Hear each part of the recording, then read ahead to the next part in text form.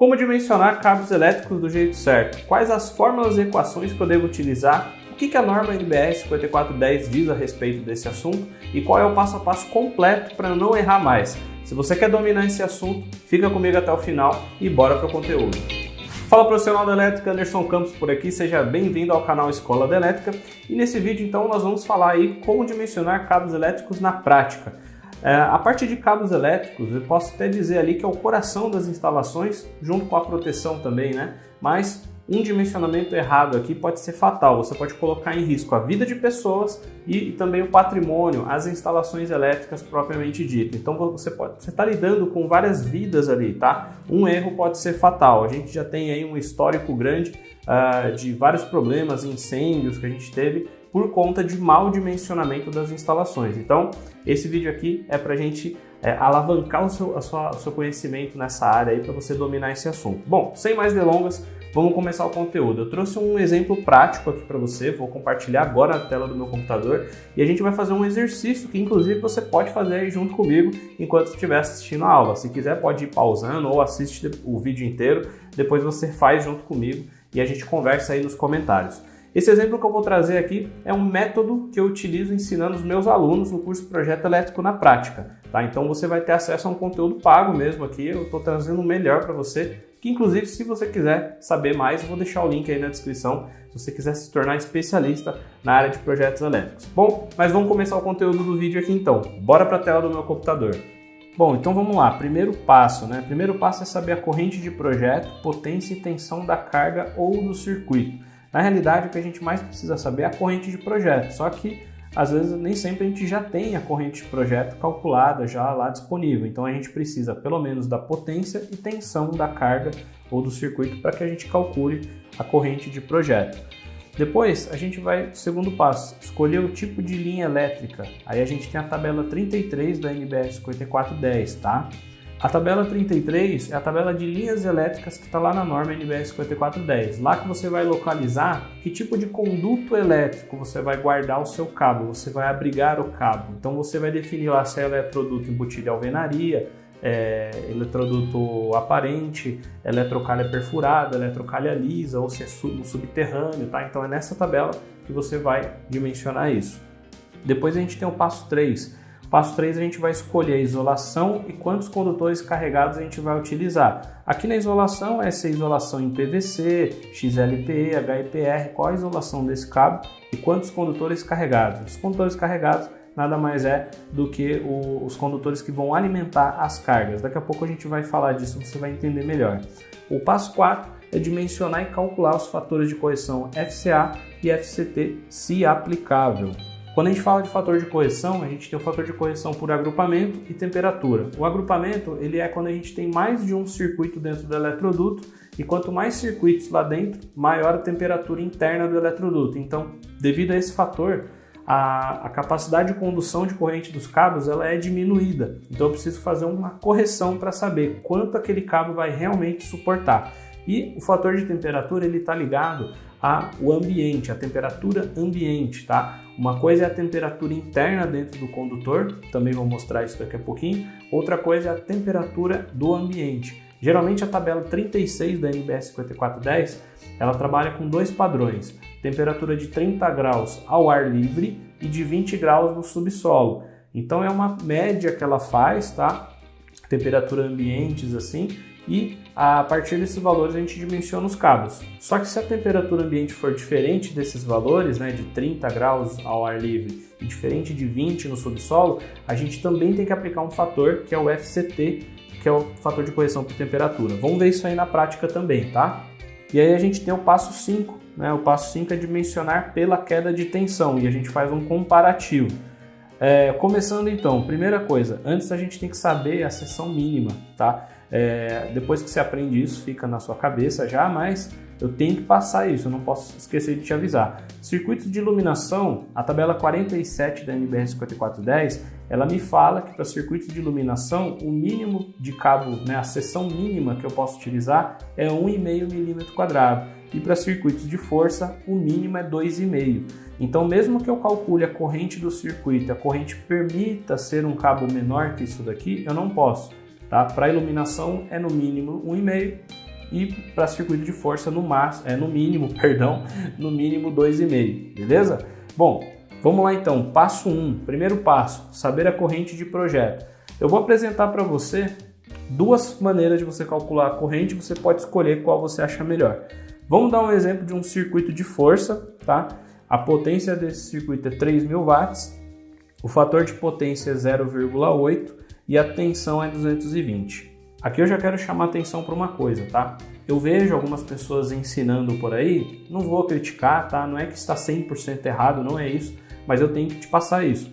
Tem muita gente que calcula a corrente dividindo a potência em watts pela tensão.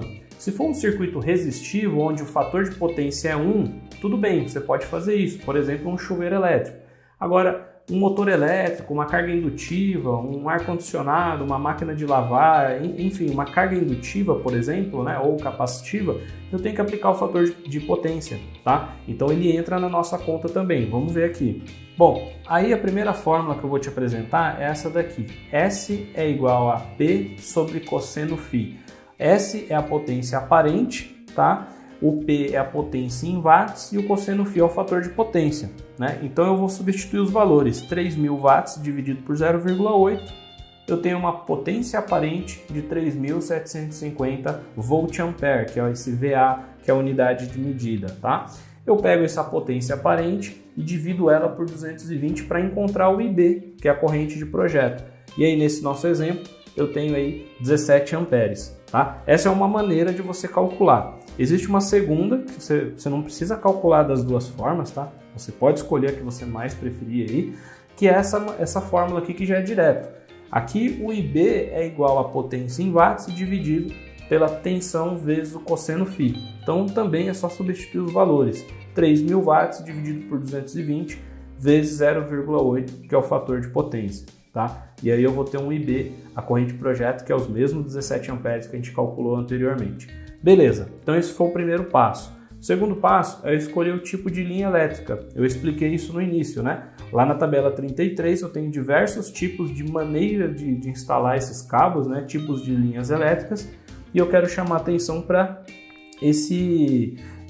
essa letra aqui no cantinho, tá? B1. B1 ele remete a eletroduto embutido em alvenaria. Tem até um esquema ilustrativo aqui, né? Então você tem a alvenaria, o eletroduto e os cabos ali dentro. Tem até a descrição, né? Condutores isolados ou cabos unipolares e em eletroduto de seção circular embutido em alvenaria.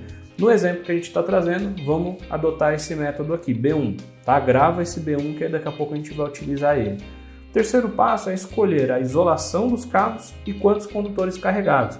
Na tabela 35 da NBS 5410, eu tenho aí as temperaturas e os tipos de isolação. Tá? No nosso exemplo, eu vou usar o PVC. Esse aqui é um circuito de força, 3.000 watts, tá tranquilo usar PVC, né? Geralmente alimentadores de quadros, assim, aí eu já gosto de usar EPR XLPE, mas esse circuito aqui a gente vai padronizar com PVC. E ele suporta 70 graus de temperatura, né? Temperatura máxima para serviço contínuo. Isso aqui é uma temperatura interna do condutor que ele suporta sem deteriorar, tudo bem? É diferente de temperatura ambiente, tá? Depois eu vou para a tabela 46, que é onde eu determino os condutores carregados, né? Então lá eu falei que o nosso exemplo ele é 220 volts. Poderia ser um monofásico 220, tem regiões do país que a alimentação é 380/220, né? Poderia ser um monofásico 220 ou duas fases aqui no meu exemplo sem neutro, né? Então vai ser duas fases sem neutro, é um circuito bifásico 220 e aí eu vou considerar dois condutores carregados, né? Você vai perceber que você vai ter o condutor de proteção aqui junto, só que o condutor de proteção ele não é considerado um condutor carregado, porque ele não faz a alimentação, e sim a proteção, tá? Se vocês quiserem um vídeo mais detalhado, já deixa aí nos comentários que a gente pode fazer um vídeo sobre essa tabela aqui que é bem legal. Bom, quarto passo, dimensionar e calcular os fatores de correção FCA e FCT, se aplicável, né? Então aqui eu tenho o método B1 que nós vimos lá atrás, eletroduto embutido em alvenaria, dois condutores carregados, que é um bifásico 220, e B é 17 amperes. O processo normal de dimensionamento, todo mundo vem aqui na tabela 36 e usa lá, método B1, dois condutores carregados, e aí verifico o condutor. Por que eu já coloquei no cabo de 2,5? Porque a corrente é 17 amperes. Daria para eu colocar o cabo de 1,5, porque o cabo de 1,5 suporta 17,5. Só que como eu falei que esse circuito ele é de força, lembra da seção mínima? Então eu não posso usar o de 1,5. Se fosse um circuito de iluminação, aí sim eu poderia. Então automaticamente eu vou para o cabo de 2,5, que suporta 24 amperes. Aqui é onde muitas pessoas erram, tá? Muita gente não considera os fatores de correção. Então aqui nessa situação é se eu tivesse um circuito dentro do eletroduto. Só que nesse exemplo que a gente vai adotar aqui, eu vou ter 3 circuitos. Esse que a gente está dimensionando, mais 2, um total de 3. E aí entra o agrupamento, tá? Então agora vamos lá, vamos aplicar o fator de correção aqui. Então para esse cabo de 2,5, eu tenho que descobrir qual é a corrente que ele realmente vai suportar, considerando o agrupamento. Para isso, eu vou lá e vou consultar as tabelas, tá? Antes, para você entender, sem fator de agrupamento, só para você não ter dúvida. Aqui eu tenho uma representação de um eletroduto com um único circuito, tem uma representação unifilar, circuito 1 passando aquele eletroduto. Aqui eu não tenho agrupamento. Até aqui seria o dimensionamento que nós fizemos ali na tabela 36. Só que, quando eu tenho fator de agrupamento, eu tenho mais de um circuito, né? Então eu coloquei aqui na forma unifilar, circuito 1, 2, 3, mais o condutor de proteção passando ali dentro do eletroduto. Então aqui eu já tenho um fator de agrupamento, né? Eu tenho agrupamento de circuitos. Então eu vou lá na tabela 42, aqui na tabela 42, percebe essa nota em texto aqui, ó, embutidos em conduto fechado. Então o meu eletroduto, ele se encaixa nessa linha número 1. Outra forma de você interpretar a tabela é aqui, ó, tabela dos métodos de 36 a 39, métodos A a F. A gente estipulou que é o B1, né? Então a letra B está entre A e F, ok? E aí eu venho aqui, ó, número de circuitos ou cabos multipolares. A gente vai adotar 3 circuitos nesse eletroduto. Então eu venho aqui e vejo que na coluna 3 o fator FCA, fator de correção por agrupamento, é 0,70, tá? Esse é o fator que eu vou utilizar para corrigir a corrente do meu cabo. Só que aí a gente também tem a tabela 40, né? Lembra que eu falei no início que a tabela 36 é para 30 graus ao ar livre ou 20 no solo. Quando a gente tem uma temperatura ambiente diferente, eu tenho que vir aqui nessa tabela 40, tá? Ela tem uma continuação, eu coloquei só um pedaço aqui da parte de ao ar livre, né? Mas tem a parte de solo também. Se você consultar lá na norma, você vai verificar. Mas no nosso exemplo, eu vou considerar 35 graus de temperatura ambiente. Então eu aplico esse fator aqui, ó, 0,94 para o cabo de PVC, ok? Se fosse EPR ou XLPE, eu utilizava 0,96. Beleza, vamos lá então, vamos fazer um resumão para não ficar confuso na sua cabeça. A gente tem o método B1, eletroduto embutido de alvenaria, 2 condutores carregados, corrente de projeto 17 amperes, meu FCA 0,7, meu FCT 0,94 e aí para o cabo de 2,5, então eu aplico nessa fórmula aqui. Meu Iselinha é a corrente corrigida do cabo. Ela é igual à corrente do cabo vezes os fatores de correção, tá? Então eu substituindo lá os 24 amperes do cabo de 2,5, eu tenho uma corrente corrigida de 15,79. Só que aí nós temos um problema, 15,79, o que significa isso? É a corrente que o meu cabo de 2,5 vai suportar nessas condições que a gente veio estabelecendo até aqui. Só que a corrente do circuito é 17. Então, nesse caso aqui, a corrente do circuito é mais alta do que o cabo suporta. Vai dar problema. O que a gente faz então? A gente sobe a seção para o próximo valor comercial. Então, aqui, a gente vai subir para o cabo de 4 mm que suporta 32 amperes. E aí, o que eu faço? Faço a correção desse cabo também. Aí, aqui eu vou ter aqui, ó, 32 amperes, que é a corrente do cabo de 4 mm. Da onde que eu tirei isso? Aqui da tabela 36, tá? Você vir aqui cabo de 4 mm, você vai ver que ele suporta 32 amperes nessa condição que a gente colocou. Então, a corrente vai dar 21,05. Agora tá ok, né? Porque o cabo de 4 mm suporta até 21 e o circuito tem uma corrente de 17. Então, agora esse cabo está bem dimensionado, tá? Portanto, corrente de projeto 17 amperes, cabo dimensionado 4 mm, ele vai suportar 21,05 amperes, tá? Até coloquei um efeitinho para ficar bonito para você que segue a gente aqui. esses 21 amperes, né? Ó, vamos lá, de novo. Corrente de projeto 17 amperes, cabo dimensionado 4 milímetros, ele vai suportar 21 amperes em um eletroduto com 3 circuitos agrupados, sob temperatura ambiente de 35 graus. Então esse é o resumão do nosso exercício prático até aqui, tá? E aí, qual que é o quinto passo? O quinto passo é a queda de tensão, né? Para não alongar esse vídeo demais, eu vou deixar esse vídeo na descrição e aqui no final, nas telas finais, vai aparecer no card aqui também para você, acho que é aqui, né?